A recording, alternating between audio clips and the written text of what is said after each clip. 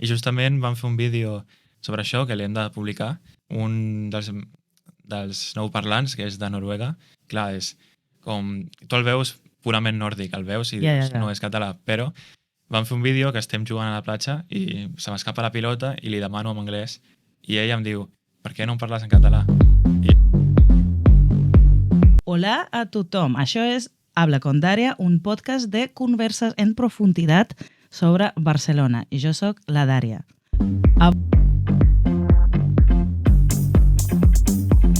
Avui em toca bufar i fer ampolles. Aquest és el primer episodi que faig en català. És aquí amb mi l'Eloi Rodríguez, un dels fundadors del projecte Speak Catalan. Molt bé, moltes gràcies. Sí, felicitats en el primer episodi en català. Gràcies, sí, efectivament, aquest és el primer episodi en català. Difícil, però intentaré. Molt benvingut i directament amb la primera pregunta. Gràcies.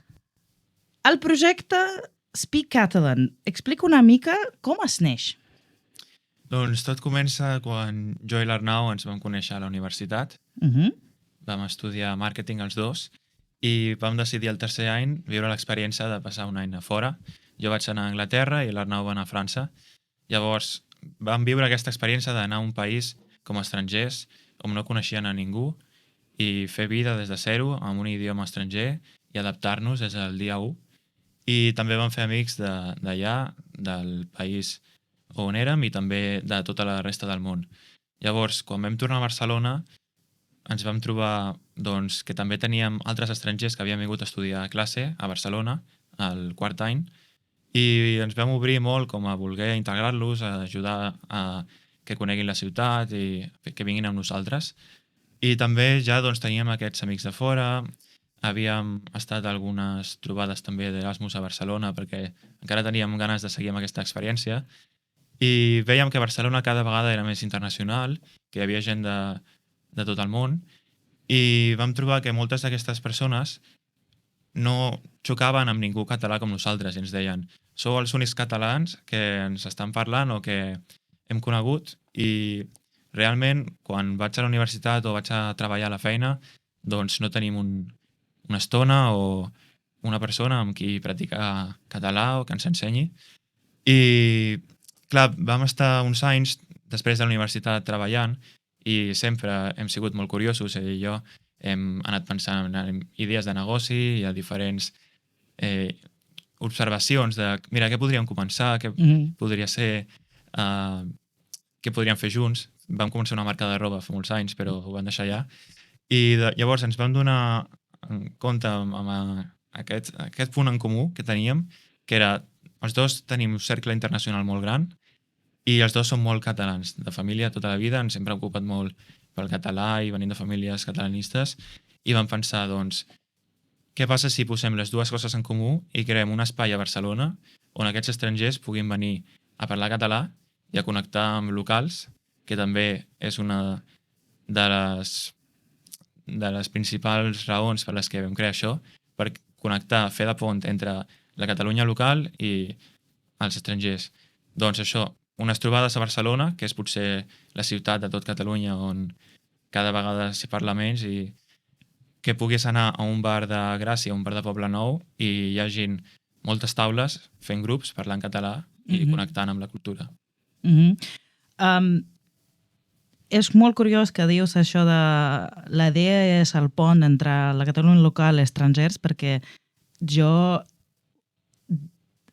quan parlo del podcast és la mateixa frase que dic jo, que és una... Perquè jo sóc periodista que he viscut aquí ja 14 anys, he escrit un llibre sobre Barcelona en rus i jo veig també aquesta cosa, que hi ha la gent que és nova i aquí, bueno, una cosa molt concreta. En 2022 va començar la guerra entre Rússia i Ucrània i després va venir aquí molta gent que no pensaven que mai iban a deixar la seva ciutat.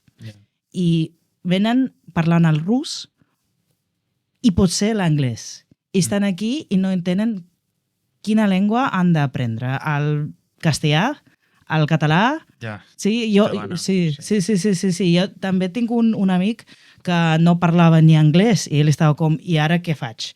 Ell és refugiat gay i estava aquí com, el meu anglès també està així. Quina llengua aprèn per començar, saps? clar. El català, el castellà, l'inglès, i molt poca gent tria el català precisament per la cosa que has dit, que és difícil de veure per ells la utilitat de la llengua. I el meu projecte, la intenció era ensenyar, i és, ensenyar iniciatives, ensenyar la gent que està fent coses interessants que donen motivació per la gent a aprendre més sobre la cultura o aprendre el català. I aquí la pregunta, per què el nom és en anglès? Doncs sí, això ens ho han preguntat alguna vegada. Primer és per això, perquè si volíem arribar a una audiència estrangera, vam pensar que el primer cop d'ull, el primer impacte havia de ser en anglès perquè ells vegin, doncs, ho puc llegir perquè està en anglès, però el que diu, Speak Catalan, és un missatge molt clar. Només llegir el títol de la marca, la comunitat, com li vulguis dir, ja saps el que és. Llavors volíem un nom fàcil que comuniqués directament el que som i cap a un públic estranger, perquè potser si posem parla català, la persona que ve de Rússia, que no sap el que vol dir parla, està una mica perduda i segueix passant la publicació, la història, el que sigui que veien, i no arriba a connectar amb nosaltres. Llavors, és una manera de connectar amb els estrangers que també això no ho hem vist enlloc. Havíem vist pàgines de catalans que es deien parlar català, però el nom i domini Speak Catalan estava lliure. Llavors teníem altres opcions i vam triar aquesta. Això és molt curiós també, perquè Barcelona ja és molt internacional, té 36% de població nascuda fora d'Espanya, de l'estat espanyol, però el Speak Catalan estava com a domini lliure. És que això en si mateix... Sí. Justament ara volem fer un registre de marca i hem fet l'estudi amb l'equip de registres i advocat i tot, i sí, està lliure. Es veu que el 2011-2012 hi havia algú que es deia Speak Català, sense la N, i ara està inexistent. Sí que hi ha altres pàgines que es diuen Easy Català o Català Fàcil, de projectes també de companys nostres. Sí. Però, d'acord. El vostre projecte va ser un èxit total. Va començar en gener 2026, aquest any. Teniu 6 mesos, saps? Un nadó. 5, res. Sí, 5 mesos. Com expliques aquest èxit? Era una sorpresa per vosaltres? Sí i no. És el nostre nadó, és el nostre bebè. Quan ets un emprenedor, doncs tens aquest nadó que el vols cuidar i mantenir cada dia per fer-lo créixer. I nosaltres, des del primer dia, sabíem que hi havia potencial. I jo, sobretot, m'hi vaig començar a dedicar molt, perquè quan tinc una idea i li veig futur, doncs m'hi dedico dia i nit. Me'n recordo que treballava fins les 6 o 7 i després anava a casa i em posava a dissenyar el logo i el fons de les primeres publicacions, els colors. I a molta gent li va cridar l'atenció pel branding, perquè era algo modern. I això m'hi vaig dedicar molt al principi a fer post, després a editar vídeos, i doncs vaig pensar, home, m'hi estic dedicant molt de temps, jo crec que algú ha de venir darrere que compensi. I la manera com van fer els vídeos, d'una manera molt dinàmica, amb una intro que capta l'atenció, el missatge, la manera de dir-ho, i que som dos joves i fem alguna cosa que és entretingut, social, relaxat, que no es veu com un curs, doncs això és el que havíem pensat com a fórmula de, mira, això pot ser que funcioni, i sí, va ser així, però sí que no ens esperàvem un creixement tan ràpid que en 4 mesos arribéssim a 10.000 seguidors. Doncs s'ha pillat molt de sorpresa perquè sí, és molta feina, són molts missatges, moltes coses que van sortint, vas aprenent el dia a dia mentre les fas. És com ningú ens ha preparat per fer això. Nosaltres venim de màrqueting i, clar, el màrqueting el fem bé, però dins de portar una empresa, un projecte, hi ha moltes coses a darrere, d'organització, logística i periodisme que no havíem tocat i ara estem aprenent. Sí, sí, i tant. Abans de començar, com imaginàveu... Perquè veniu del màrqueting, saps? La persona. Abans de llançar qualsevol cosa, al màrqueting imagines per a qui és, qui és el personatge.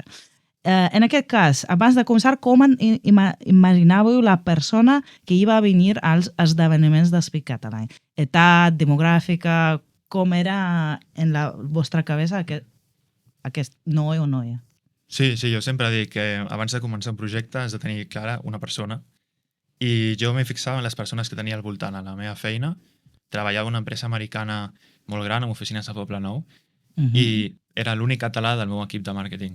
Tots eren d'altres països i al costat meu tenia sentat un noi que es deia Ivan, que és de Rússia, i home, ell parlava català perfectament, que a vegades em deixava com, uau, ni me'n recordava que parlaves tan bé català i amb la costum l'acabaves parlant en anglès perquè tota la resta parlava en anglès, però ell deies, mira, és un exemple d'una persona que si té ganes i s'hi posa, ho pot fer. Llavors, persones com ell o altres del meu equip i de l'empresa que estaven aprenent o volien aprendre i venien a mi als descansos per intentar parlar una mica, doncs aquests eren l'exemple d'una persona, doncs mira, potser a Europa, Àsia, Amèrica, qualsevol lloc, a la comunitat tenim gent de tot arreu, doncs una persona, sí, d'uns 30 anys que porta 2 o 3 anys a Barcelona o més i vol formar una família aquí, té una feina estable o no, potser, mira, que simplement li agrada i vol seguir aprenent i que no té temps com per fer classes o potser sí que fa una classe o dos però després no té altres amics que jo doncs per practicar i vaig crear aquest espai pensant en aquesta gent. Vaig començar a enviar un missatge pel grup de la meva feina que va ser una mica valent perquè clar, tot són coses sèries i jo vaig dir, mira, acabo de crear aquesta pàgina, la meva empresa tenia classes de català i les va deixar de fer. Llavors, sé que moltes persones estaven esperant alguna cosa així i va ser un apropament a dir, mira, potser no funciona, però ja tenim 3 o 4 persones interessades. I algunes persones del teu treball efectivament van venir a... Sí, hi ha una noia que de fet va venir el passat diumenge, vam fer una trobada a la platja i ha vingut ja 4 o 5, va venir a la calçotada que vam fer, és de Senegal i parla molt bé el català i sempre diu que si no fos per que vam coincidir, doncs no ho hagués trobat. Sí. Que bo. I explica'm una mica més de l'Ivan. L'Ivan, sí. Dius que ell parlava molt, molt bé el català. Quants anys portava? Ara deu portar uns 8 anys aquí. 8, vale. Sí, i va tenir un fill aquest any passat, li ha posat un nom català, però també perquè està en una parella catalana i vivint a casa amb ella, doncs, practicant en català. Sí, amb parella és com millor. Sí. Ens passa molt que vingui una persona i ens digui he pres català perquè la meva ex era de Girona o de Lleida i clar, nosaltres ara ho entenem, perquè amb aquest català tan bo alguna història hi ha d'haver darrere que en 6 mesos parlis també català. Sí. Hi ha històries molt xocants a vegades. Sí, és veritat. Jo vaig venir a un esdeveniment, m'agradaria fer més, però bueno, els temps no em permetran. I hi havia una mescla. Hi havia la gent que realment no parlen res de català, tenen el castellà o espanyol, perquè són d'Amèrica Latina, i no parlen res de català i han vingut a aquest esdeveniment per intentar practicar les 3 paraules que tenen. O per escoltar-lo. O per escoltar. Però també hi ha gent que realment ja parla el català i és bastant fluida. Com gestioneu aquesta dinàmica? Intentem fer grups de conversa que a vegades barregem i els anem canviant perquè tothom tingui l'oportunitat de parlar amb tothom, però quan veiem que hi ha nivells tan diferencials, doncs fem un grup de experts ja professionals, nivell avançat, i uns altres que estan començant. Intentem que els catalans, que a vegades venen alguns catalans a ajudar-nos, doncs es posin amb ells perquè flueixi una mica la conversació i que si diuen alguna cosa en castellà els hi puguin traduir en català i llavors ho repeteixen, són com professors que, mira, estem molt agraïts, són catalans que els encanta el projecte i alguna vegada han vingut doncs, a fer una mica de recolzament i una mica de professors també, aquests nous parlants. Però sí, hi ha de tots els nivells. Hi ha molts que arrel de venir als nostres esdeveniments ara tenen la motivació de començar a fer classes i estudiar, perquè abans no tenien aquest espai i ara l'excusa per aprendre ja la tenen. Ja coneixen a gent, ja tenen un lloc on venir i és una motivació també per ells. Sí, això també és molt important, estic molt d'acord i és molt bona cosa que existeix això, perquè jo també... Hi ha moltes iniciatives que són com aprèn el català, aquí hi ha la classe, aquí hi ha no sé què, però no hi ha motivació. I jo he notat, o excursions, això no entenc, excursions sobre la cultura catalana en català, però molt bàsica cultura catalana. No sé, això és la sardana, això és com es diu? El gorro aquest, com es diu? La barretina? Sí, la barretina. Sí. Això és la barretina i això és pa amb tomàquet, saps? Però estan en català, com avançat, fluid, que molta gent no entén.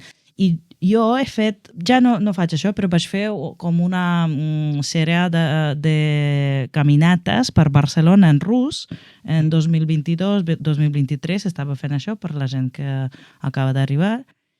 I jo estava sempre explicant la cultura catalana i diverses persones em van escriure per dir que després d'aquesta caminata es van apuntar als cursos de català. Però, saps, és un mecanisme bastant similar, que no ho han fet abans perquè necessitaven que alguna persona li expliqués en la llengua que entenen bé, saps? Sí. La raó o què hi ha en aquesta cultura, i crec que aquí és també una mica la mateixa lògica. Primer, com ensenyar en una atmosfera més agradable, més oberta. Sí, moltes vegades aquests estrangers no aprenen sempre per la utilitat, perquè és això, potser a la rutina que tenen podrien viure a Barcelona, tristament, doncs, parlant un altre idioma. Sí. Però la majoria de vegades l'aprenen perquè volen i perquè senten que hi ha alguna més de viure a Barcelona que poden desbloquejar si parlen català, i moltes vegades és per aquest sentiment de estimo la terra, estimo les tradicions, estimo el Barça. Hi ha moltes coses que tenim nostres, que són de la nostra cultura, que desperten aquest sentiment de voler parlar català, perquè voler sentir-se en català. I ahir justament vaig estar en un esdeveniment de màrqueting, jo era l'únic català, que a vegades també passa, vaig molt a totes les trobades de networking, d'emprenedors, de tot el que trobo, i a vegades em passa això, que els catalans potser diuen, doncs, ja tinc els meus amics de tota la vida i no necessito socialitzar, però jo sempre vaig fora de la zona de confort a veure amb qui puc connectar, i moltes persones m'ho van dir, que jo vaig començar a aprendre català ahir, molts internacionals van dir, vaig començar a aprendre català perquè era molt del Barça i al venir aquí sentia que volia, mira, el Barça em va transmetre aquests valors. Sí. O si no, perquè vaig estar vivint a Girona 2 mesos i em vaig enamorar de com vivien allà i de, no sé, els castellers, els gegants, Montserrat. Hi ha moltes raons per aprendre català. No només ha de ser que sigui útil o no, i tot i així jo crec que és bastant útil. Hi ha milions de parlants. Sí, jo sempre dic la mateixa cosa quan la gent em diu que quan jo estava aprenent el català, anava al curs, tothom que no parlava català em preguntava per què, i jo sentia que he de justificar aprenent la llengua del país on visc. Això és rar. I jo sempre estava contestant perquè em deien, però és inútil, perquè francès és útil, alemany és útil, però el català no és molt útil. Jo pensant, saps, tu quants vegades a l'any vas a França? Jo no sé, però vius aquí. Potser no és una llengua... Encara que catalana amb 8 milions de parlants és una llengua gran. Sí, molt més gran que, no sé, el danès... Sí. països de l'est, dels Balcans, Sí, del nord. Sí, sí, també, bueno, al món hi ha a prop de 3.500, com es diu 500? 500. 500. Sí. 3.500 llengües i la majoria tenen menys de 100.000 persones Sí, que parlen, sí. doncs, que el català és una llengua gran. Però encara així, vius a Catalunya cada dia. A França vas, no sé, 3 cops a l'any, però aquí vius cada dia. Com que és inútil? Inútil per aquí. No sé. Però jo vaig notar aquí que la primera oferta que vau fer que era el gener 2026, era molt introductòria a la cultura catalana, era el Montserrat, els castells, i vaig pensar, qualsevol persona que pot fer un intercanvi en català ja Sí, ja coneix. ja coneix totes aquestes coses, perquè, no sé, quan... Sí, és el primer que fas. Quan Sí, és el primer que fas. Sí. Qualsevol llibre et parla de Montserrat, els castells i tot això. I, efectivament, la proposta d'ara mateix és molt més avançada. No feu ja Montserrat, no feu aquestes coses d'abecedari. Això era intencional, el canvi? Sí, i no del tot. Nosaltres teníem una llista de coses que vam dir això s'ha de fer, segur, Montserrat, calçotada... Sí, calçotada. Calçotada és per la temporada, també, Sí. al febrer. Sí. Però Montserrat vam pensar, mira, és al principi una de les idees que teníem al començar, un viatge fàcil, ja que pots anar en ferrocarril. Si volíem anar a un altre lloc era més difícil coordinar-ho. Per exemple, ara estem planificant pel juliol fer un dia de vinyes i cava, com Ja, descobrir aquesta part més de Tarragona, això com es diu, Penedès. Vilafranca, el Penedès, que encara no hem descobert, hem explicat ara. Però sí que per moltes persones cada vegada estan millorant més i estem veient que el nivell és més alt, però encara hi ha gent de tot tipus. Llavors, si ara féssim un viatge a Montserrat, estic segur que s'apuntarien 40 persones que potser no han vingut... vull dir, potser no venen per Montserrat, però venen per la trobada, venen pel català. Quan vam anar a veure els castellers a la Festa Major de Gràcia, per exemple, bueno, era una festa d'un barri, no les de l'estiu. Això ja vindrà a l'agost, farem alguna trobada també a Gràcia. Però van venir, simplement, van veure els castellers i tothom estava parlant, a ningú li interessaven, perquè, vull dir, jo estava mirant els castellers i fent fotos, però vaig veure que tots que volien practicar català i estaven coneixent-se, socialitzant, i vam dir, portem de peu molta estona, ja hem vist els castellers, anem a algun lloc, i justament vaig trobar un bar amb una taula molt grossa, de 30 persones, perquè puguin seure i parlar tranquil·lament, perquè ells venen pel català, per poder practicar. I aquest és l'objectiu número 1 d'aquesta comunitat. I vosaltres aneu apuntant tot això i aneu canviant el projecte segons el feedback, veig que... Sí. La setmana passada vam fer un viatge d'aquests a la Patum de Berga, però ja era molt difícil de coordinar el transport, hora de tornada. Jo no vaig anar, vaig fer un grup i que la gent s'hi coordini com pugui. Sí. Però sí, anem variant. Sí, no, ara esteu al negoci d'esdeveniments. Sí, és complicat. És complicat, però molt necessari, no? Sí, sobretot després de la Covid. Tothom té ganes de trobar-se i de fer coses en persona, fora de les pantalles, fora de casa. Sí, sempre. Sí. Sempre. Quina era la teva trobada preferida fins al moment, personalment? I per què? Fins ara... Per mi, doncs, et diria que l'última. Aquest diumenge va ser una trobada a la platja. Sí. Perquè ja va fer estiu, ja tothom tenia ganes d'un pla així a l'aire lliure, ja que moltes vegades les fem als bars.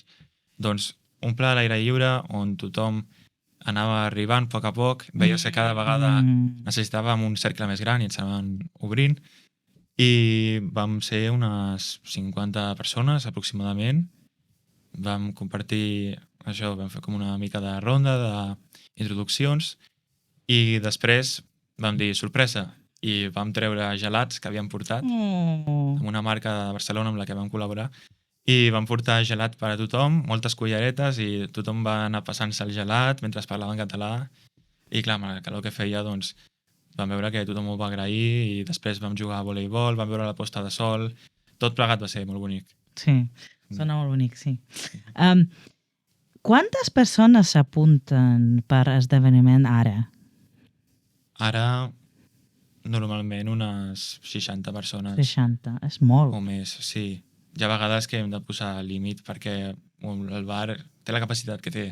O a vegades, doncs, mira, diem, ho repartim, anem fent més trobades aquesta setmana, però és molt, sí. I ara que cada dia tenim més seguidors i hi ha un moment que ens preocupa, doncs, a veure quin espai podem trobar per ficar tota aquesta gent que ara ve perquè, mira, algunes persones no poden cada dijous, però el divendres sí, llavors anem canviant de dies. Però el dia que tothom li vagi bé el mateix dia, aquell dia doncs veurem què fem, perquè, clar, ens sap greu deixar fora algú que vol parlar català simplement perquè no cap. Ja, però... Sí. Bueno, això és... Parlarem d'això al final. Aquí té...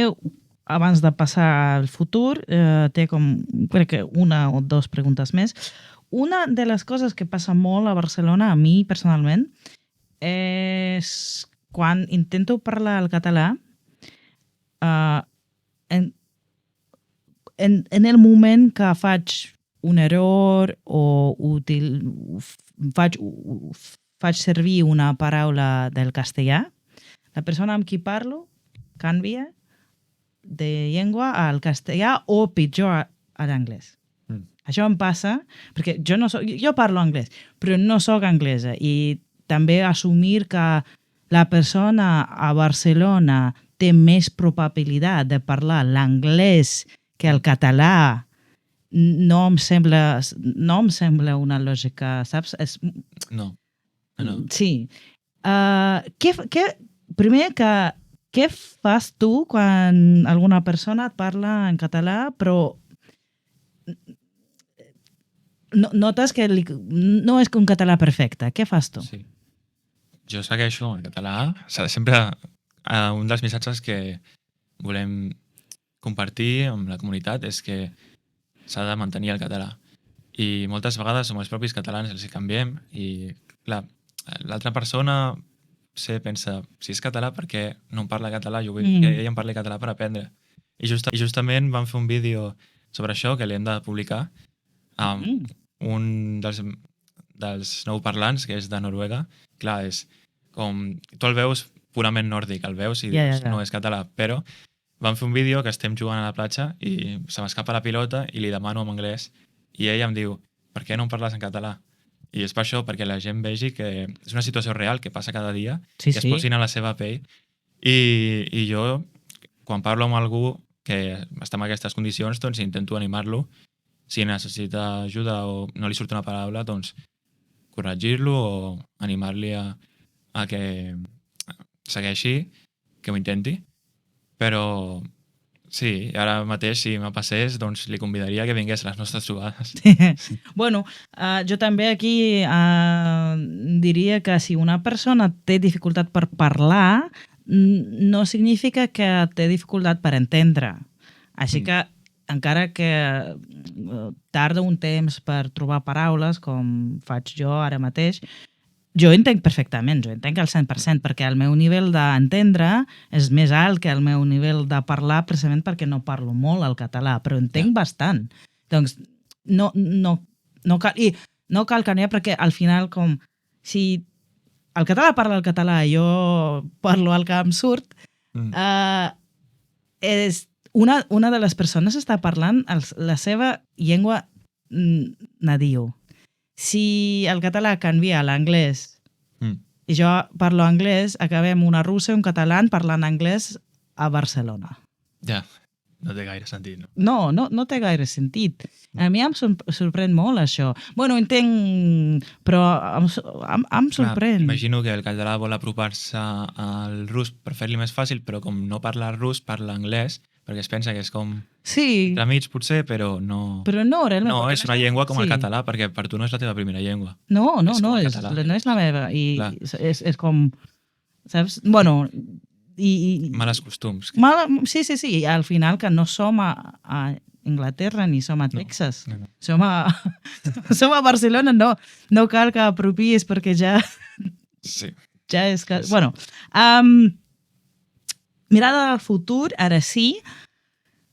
I aquí volia parlar dels límits. Quines són... Què penses són els límits d'una iniciativa com Speak Català?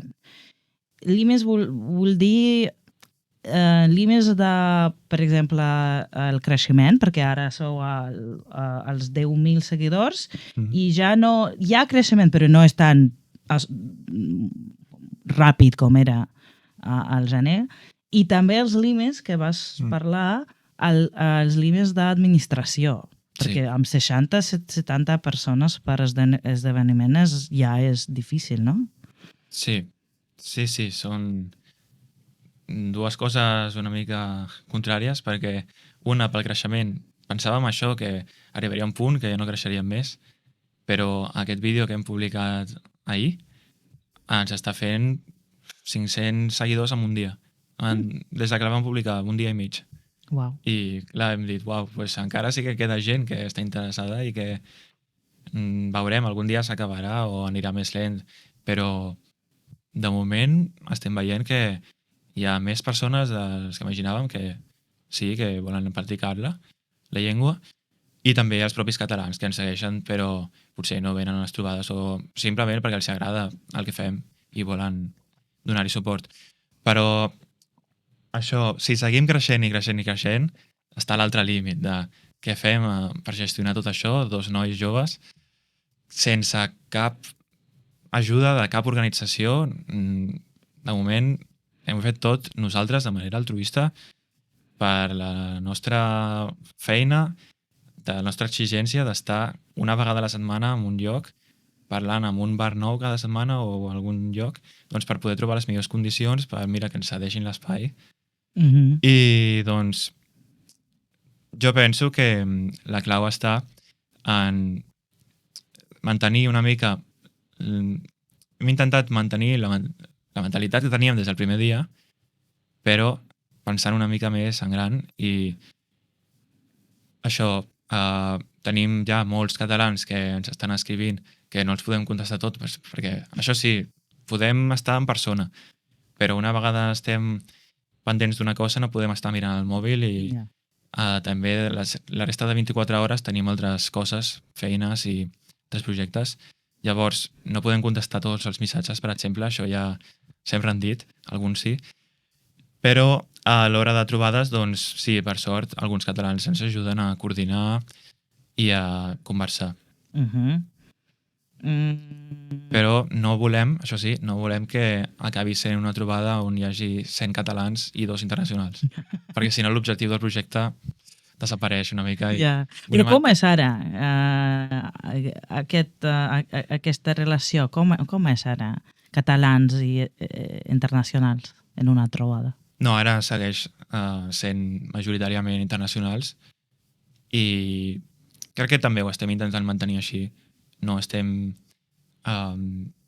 convidant a tots els catalans a venir a l'hora, sinó els que de veritat vulguin ser com voluntaris, diguem, i tinc un compromís al projecte, veure que venen perquè aquests internacionals puguin desenvolupar les seves habilitats molt millor i no per parlar entre ells com un club social, que això també, si pots venir a fer amics i a parlar i a passar una bona estona, però com a catalans el nostre objectiu és portar el català més lluny i difondre'l a través dels internacionals, i si ve un internacional i no veu que no pot parlar amb ningú o no hi ha ningú per ell, doncs seria un problema, i per això estem mantenint un bon ràtio ara. Per exemple, a la platja doncs, teníem grups de 6 persones i hi havia 2 o màxim 3 catalans per grup.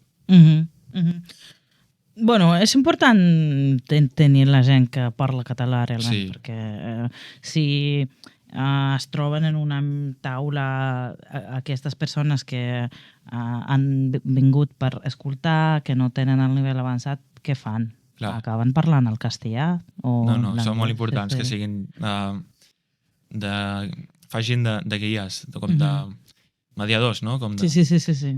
la taula posin el torn de paraula i les preguntes. Per això tenim també targetes de conversa que animen aquests debats. I també a vegades hem fet com bingo social, doncs troba una persona que hagi estat a Collserola o que hagi anat a la Patum i sorgeix aquesta connexió entre les persones a través del català. Perfecte. Acabes de dir que no teniu suport administratiu, però sí que teniu l'interès administratiu, perquè jo veig que crec que l'Ajuntament està subscrit. No, l'Ajuntament no, però la responsable del català com a llengua social, Marta Salicru, que és... ara és encargada per l'Ajuntament, doncs, representar el govern. És subscrita al vostre projecte i també heu tingut molt interès dels mitjans de comunicació de Catalunya, però l'Ajuntament de Barcelona no ha trucat a vosaltres per parlar? Està subscrita, què vols dir? Que ens segueix a l'Instagram? Sí, segueix a l'Instagram. No ho havia vist, però... Sí. No, molt... Que bé. Doncs sí que vam tenir una videotrucada més al principi, quan vam començar a fer una mica més de ressò, però ens van oferir com una col·laboració, fer una activitat conjunta. I nosaltres en aquell moment estàvem amb moltes coses, on ja tenim totes les activitats planejades, anem a veure què podem aportar a cada una de les parts, però ara mateix necessitem suport d'un altre tipus. I, clar, de moment no hem rebut res, però sí que el primer pas és associar-se, no? Crear una organització, una entitat. Ara estem ja finalment en el procés de crear una associació cultural sense ànim de lucre. Però, clar, fins que no teníem tot això no podíem rebre res. I no, simplement és una cosa que ens pot ajudar en un futur a portar el projecte més lluny, a fer més idees que poden sorgir, però de moment no. De moment hem anat com des del primer dia, a poc, fent trobades, i sí que en algun moment arribarà, però de moment no hem obert cap porta. De moment no s'ha donat. Ja. Entenc. Bueno, una pregunta final és, si hagués d'explicar en una frase per a qui existeix el Speak Catalan, com ho diries?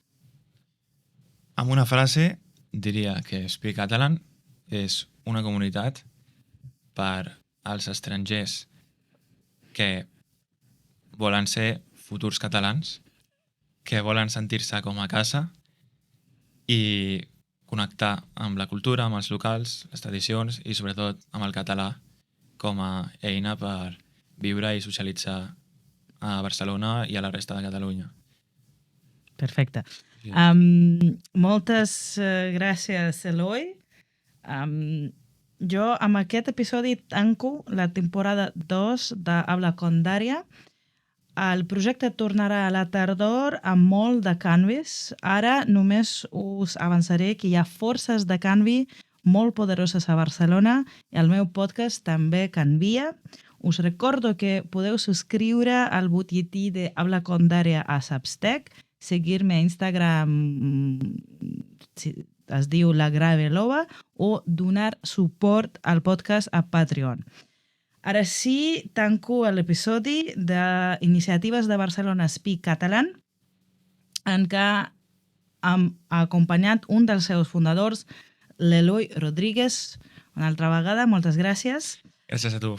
Felicitats pel català. M'ha sorprès, no ens havíem conegut abans tan directament i m'ha sorprès molt que puguem fer una conversació tan estesa en català i molt bé, felicitats.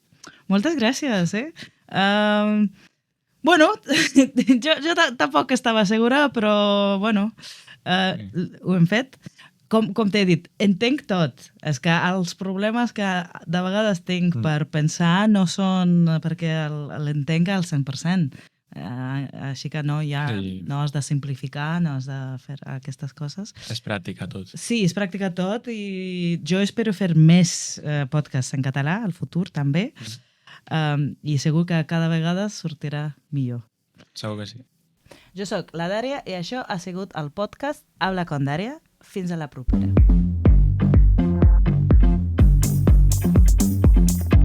Eloi, què prefereixes? El brunch o esmorzar de forquilla? Esmorzar de forquilla, sempre. Sempre? Perquè Sí. quin és el teu favorit? I recomana'm un lloc per fer un esmorzar de forquilla a Barcelona. El meu preferit, si hi ha macarrons, jo sempre macarrons. No sé si moltes vegades són altres plats més tradicionals com capipota o trinxat, està molt bo, vedell amb suc. Però sí, jo sóc una persona més de macarrons i d'un plat calent que t'ompli. M'agrada menjar molt i si és també carn a la brasa, botifarra, peus de porc. Està molt bo.